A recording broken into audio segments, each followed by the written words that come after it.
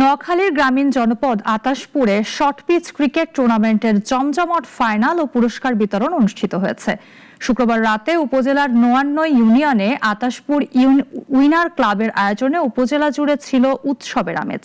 Union বিএনপির নেতা সালেহ উদ্দিন ভুইয়ার ব্যবস্থাপনায় প্রধান অতিথি ছিলেন জেলা বিএনপির আহ্বায়ক মাহবুব আলমগীর আলো। টুর্নামেন্টের ফাইনালে শিবপুর লায়ন স্পোর্টিং ক্লাবকে 5 উইকেটে হারিয়ে মাইজদি সেক্টর স্টার চ্যাম্পিয়ন হয়।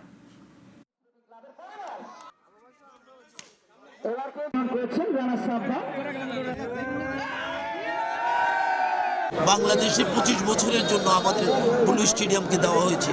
আমরা চেষ্টা করব, আল্লাহ যদি আমাদেরকে কামিয়াব করে, আমরা এই অঞ্চলে একটা ক্রিকেট স্টেডিয়াম করার জন্য আমরা সর্বোচ্চ চেষ্টা করব।